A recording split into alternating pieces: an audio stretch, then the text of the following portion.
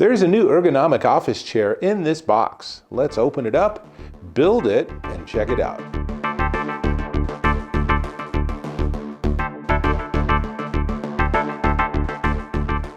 Dave Taylor here, and in this box is the NearHub GT20 Ergonomic Office Chair for big and tall people. And it comes disassembled with a one-page sheet of instructions, but I have confidence that we can build it. So let's go ahead. I'm going to give you a little bit of specs, and then I'm going to jump in and show you the process of actually building the chair. And then when we're done with the assembly, then I'll show you how it works. Now, it has a 400-pound capacity, and it's for up to 6.5-foot people, 6.5-foot tall people, I should say, and it's highly adjustable, or it will be highly adjustable once we pull it out of the box. And that includes the headrest, the armrest, and the seat. It is a high back design with lumbar support, and according to their specs, it has a steel frame, chenille mesh, nylon, and plastic components. So I'm a little curious how this all fits together. So let's get to it. And what I'm going to do is I'm going to actually show you a slideshow and explain every step that I took because I have successfully built it. Let's do this. Opening up the box, it's not the best packed product in the world. In fact, it's rather surprising that it didn't get any damage in transit given the lack of additional packing material. But it has all the parts and it has the instructions. In fact, let's have a closer look at those instructions because it is a little puzzling, as many of these often are. And there's a component missing because there's supposed to be a leg rest, but it was not in the box, nor were its support bars. So I just skipped that step. Pulling everything out of the box, here's what it all looked like, ready to assemble. The first step was to put the wheels on the base and then the gas bar on the top, and that's so you can raise and lower the chair. Then there is the fairly ubiquitous set of different size screws and Allen wrench.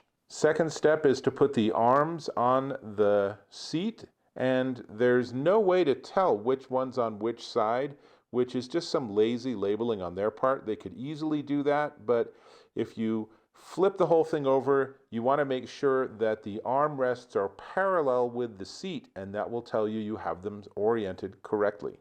Then the real puzzle is that notice there are two different screw holes here on the seat itself, and you need to put the actual mechanism onto the seat so that it has all of the controls, but there's no indication of which one of those two holes you should use.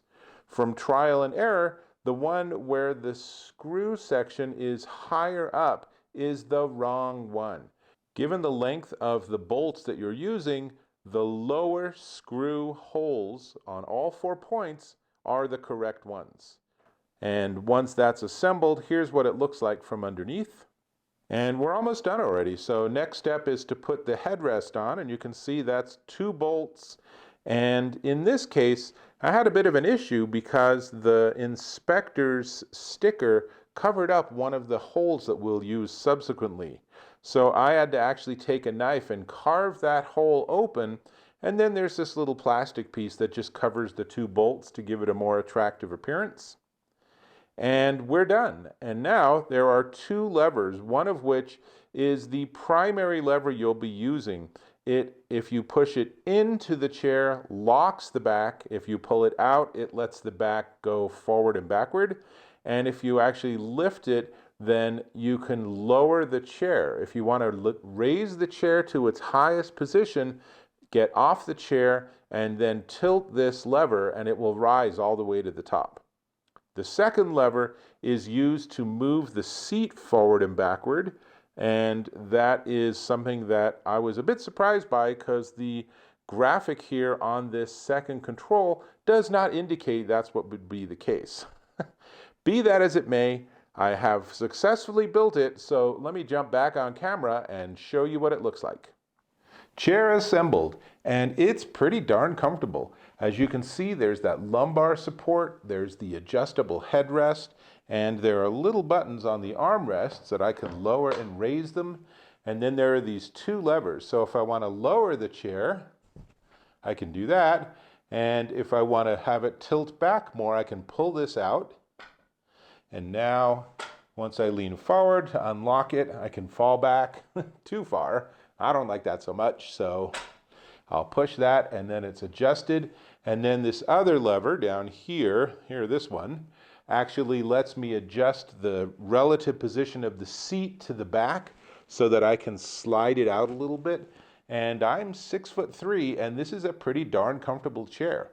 Now, I will say there were a couple of tiny hiccups with the assembly, and I'm not sure how it's going to look over the long term because there are a couple of components that are like metal looking plastic as opposed to just metal or a bright stainless steel or something. But most people tend to keep their chairs in pretty pristine condition because they tend to live in like a computer room or a game room or something. So really, there's lots to like here. This is pretty darn comfortable, actually. So let me go over the couple of key specs again, and then we can talk about the most important component, but we'll get there. So it is 400-pound capacity, up to 6'5". You can see it's pretty comfortable. I don't tend to lean back, so I don't care about the headrest much, but I do really like this lumbar support, and it is something where I can imagine just sitting here and being able to work for hours on end or game for hours on end, and it would all be hunky-dory. So it's definitely one to check out. It comes in black or this gray and white color combination, and if you're tired of office chairs being too small, this is a pretty solid option. I am going to ask you to subscribe to my channel. Go ahead and click or tap on that subscribe button. Hit that bell icon for notifications. Give me a thumbs up if you found this review of value, and I certainly hope that you did. Great. This is the NearHub GT20 Ergonomic Office Chair for big and tall people, and comes in black or gray and white.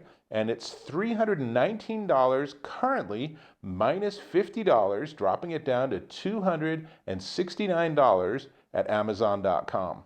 I would say, as I said just a moment ago, if you're tired of office chairs that aren't comfortable and aren't fitting your body, this is a definite option. Be expecting a couple of hiccups on your assembly, but you can do it. If I can do it, you can do it, and you'll end up with this nice, comfortable office chair. So that's all I got. I might even try having a nap in this chair. We'll see how it works for that particular purpose.